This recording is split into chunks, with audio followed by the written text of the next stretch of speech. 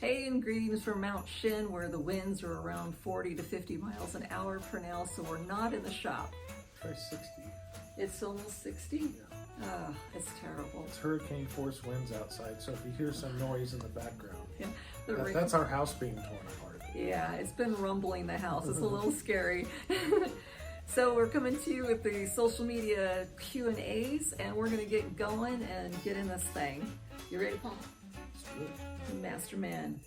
Charles is saying, how do I go about fixing an induction switch like this? I cannot find one anywhere. And It's not an induction switch. That's an ignition switch. Oh, well, maybe it was that autocorrect thing. Oh, that's a pop-up ignition switch, an original type ignition switch. So if it's the switch itself that's bad, if you've never taken one apart before, don't. Have somebody who's done it before help you. But if it's just the wire inside the armored cable, you can replace that if you have pretty decent soldering skills.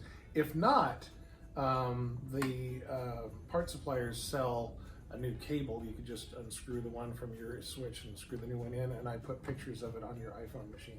Nice. Billy says, I have a 28 pickup with original fan. My understanding is replacing it mandatory for safety.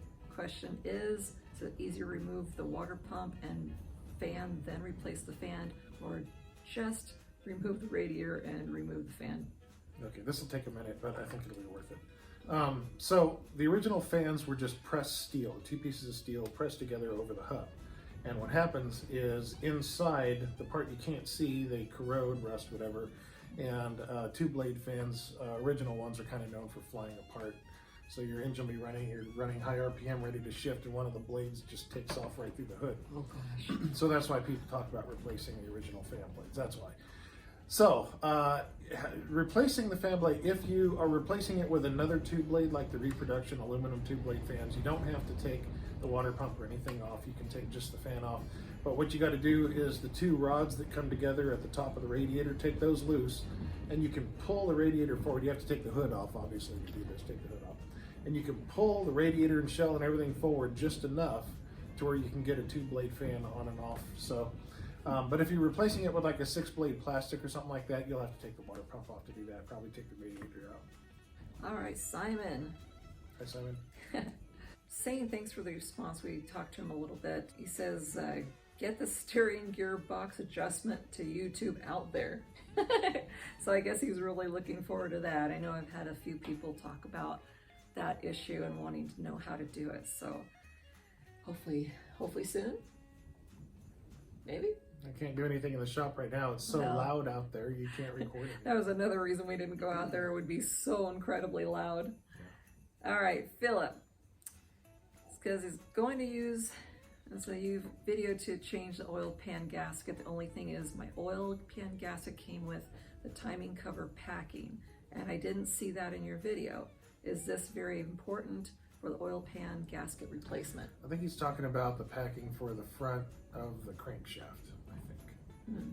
Anyway, that's not as big a deal as it looks. So when you pull the pan, you'll see that packing material on the front. It goes right against where the crank comes out. The pulley's right there. Just dig all the old stuff out. The new stuff, just put it in a jar with some motor oil, let it soak for a little bit, and just stuff it in there. Trim off the excess pieces so it's like a U shape. It's a galley. And you just shove it all in there. I just use a screwdriver and just shove it all in there, and then just use a razor blade and just cut the tops off. Shove it on there, and when you tighten the pan, use your longest two bolts for those two that go on either side of that. When you put it on, your pan's not going to fit perfectly, snug. You're going to have to kind of snug it up and tighten it a few times. But anyway, it's not a big a deal as people say it is.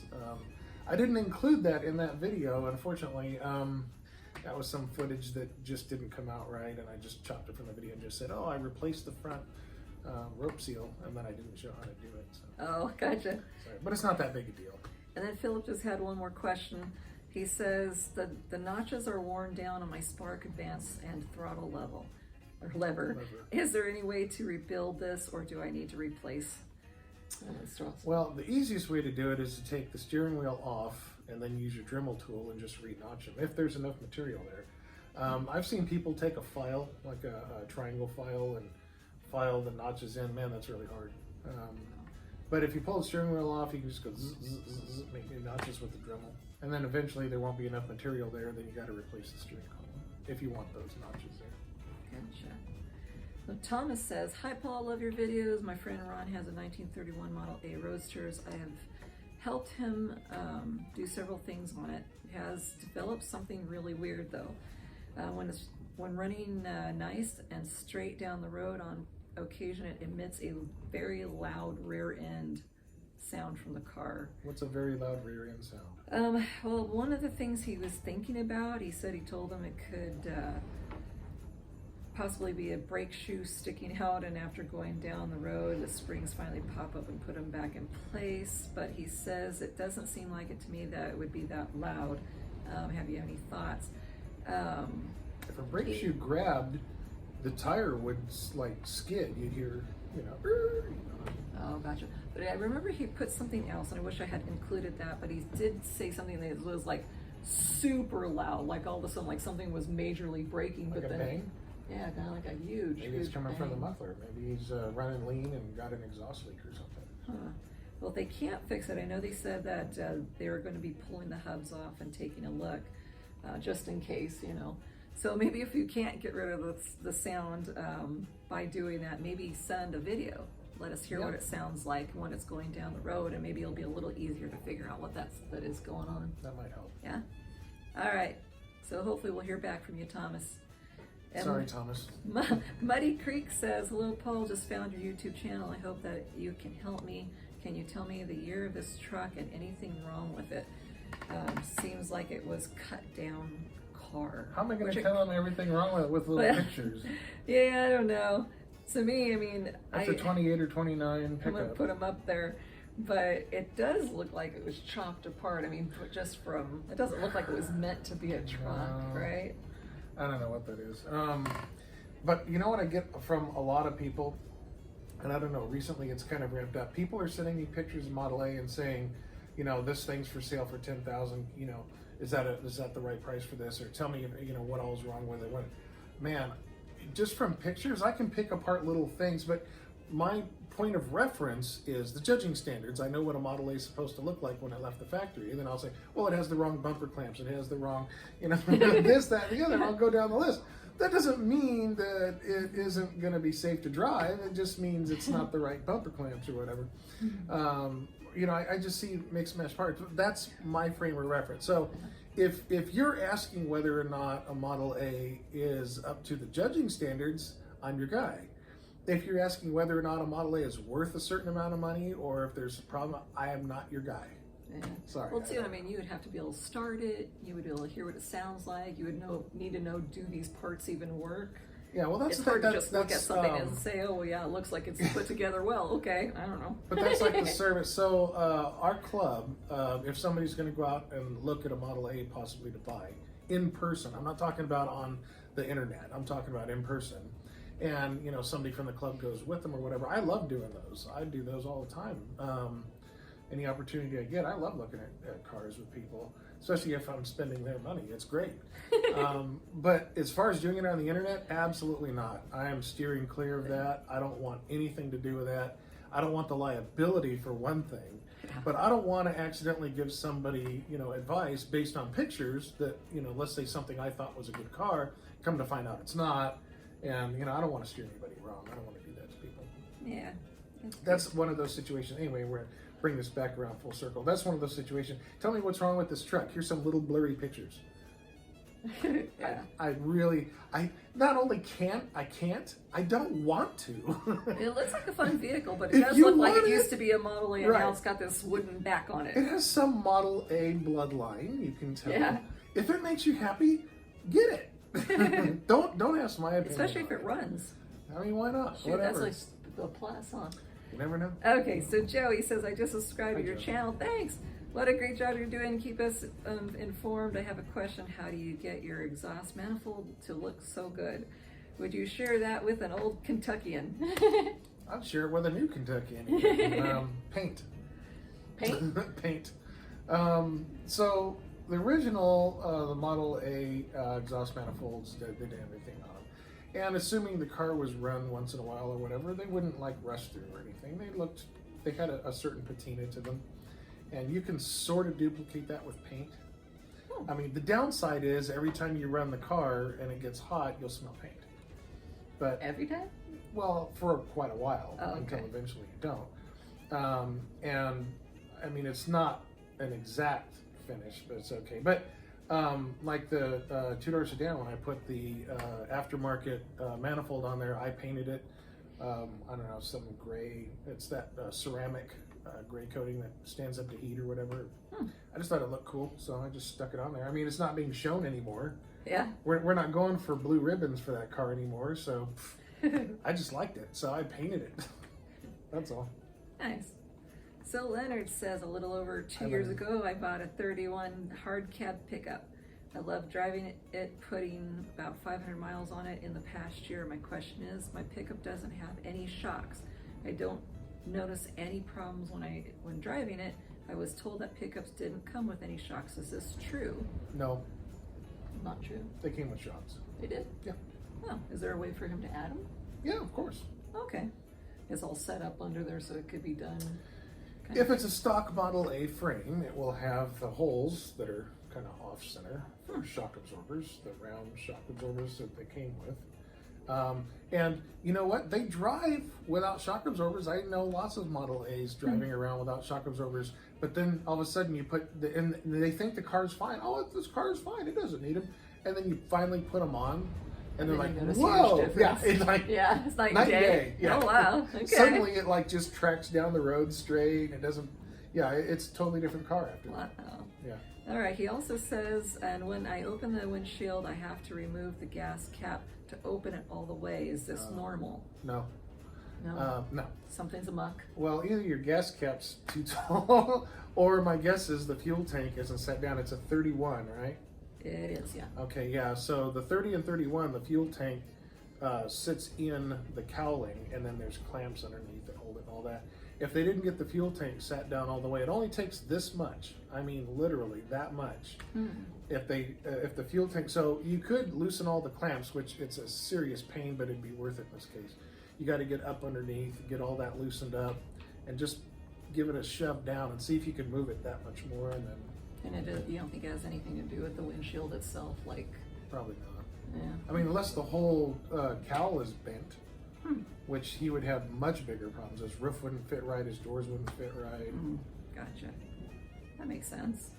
All right, so Dave here, he had quite a few questions. He kind of jumped them all in there together, so I like, what the hey? So we'll see. He says he's thanking you for the podcast. He's a new owner of a 1928 Model A Phaeton and has been going through mechanical components, new radiator. He got a new rebuilt 7-tooth steering, kingpin. He's done all these different things. So says, but I have I have a question that needs some expertise. I have a high compression head 6.0 to 1. Is that normal for a Model A? No. Is that like a hopped up one? Yeah. Oh, gotcha. Now, do you know anything about that? Yeah. What do you want to know? Okay. He says, researching the compression, I have read that 6.0 to 1 is the highest to go and not destroy the babbiting bearings. 6.5 and up can cause bearing damage. One of your podcasts say no higher than 5 to 1. What are your thoughts? If my podcast said no higher than 5 to 1, there's my thoughts.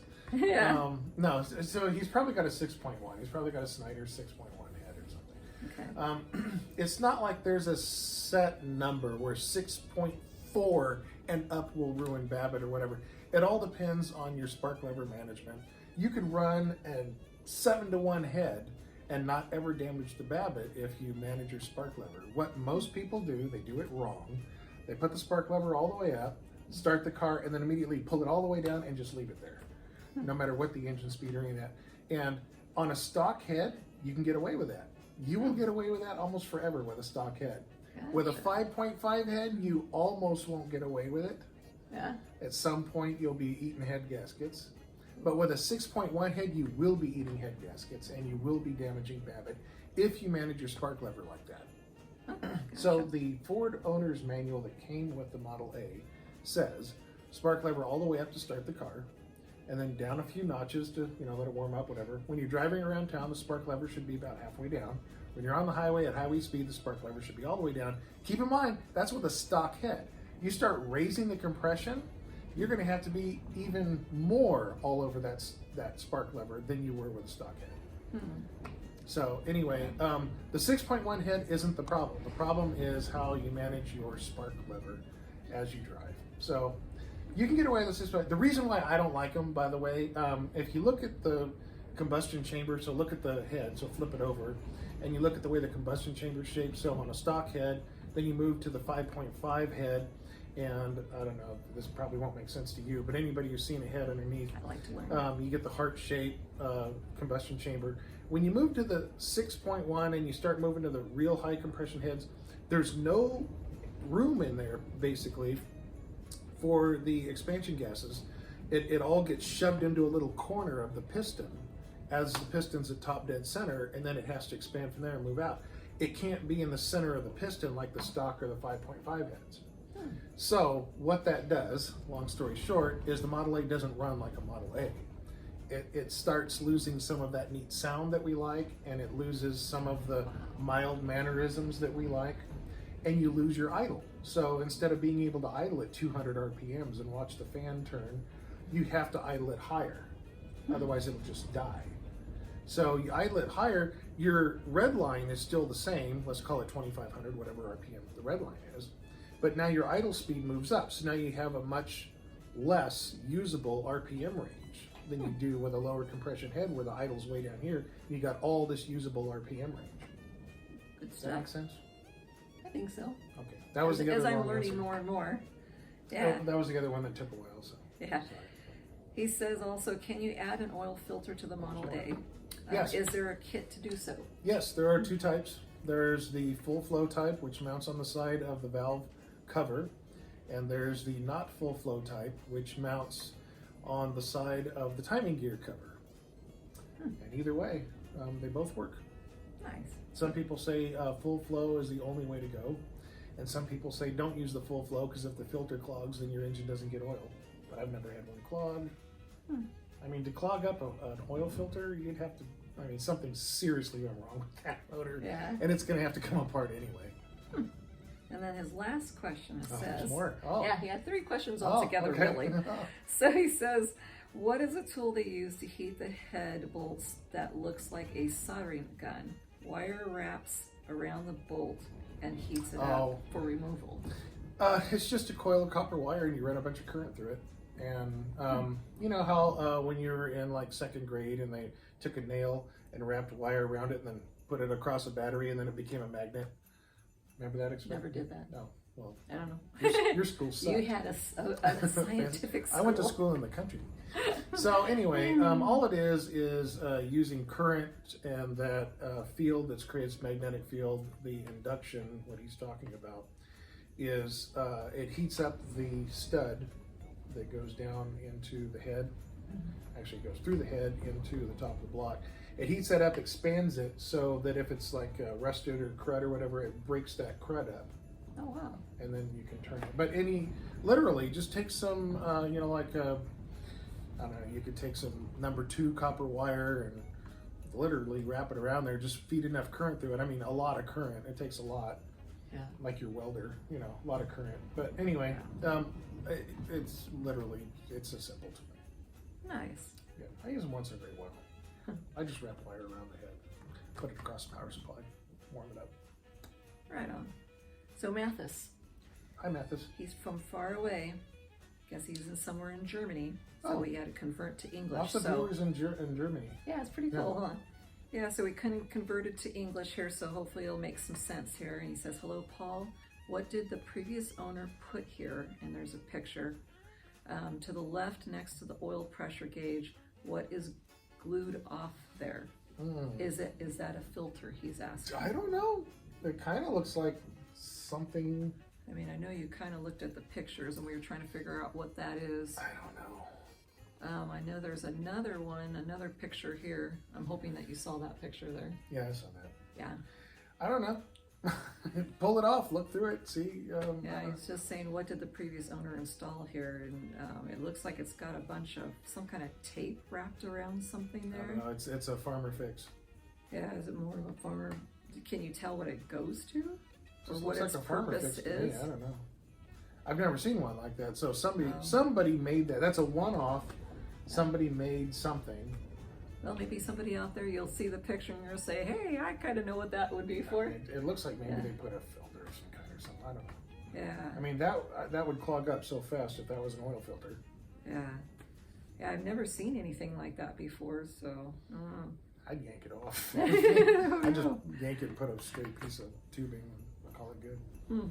I mean, I don't like farmer fixes. I mean, I like the ingenuity that goes into farmer fixes, but I don't like them on my car. Yeah. I like to know what I'm looking at and know what it is. Yeah, that would be nice. Yeah.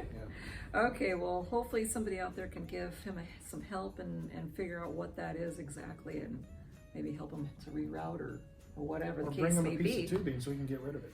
Maybe. All right, so Bill is saying, been meaning to ask you, do you think your sedan rides and drives best, not because it's original, but because of the longer wheelbase and weight?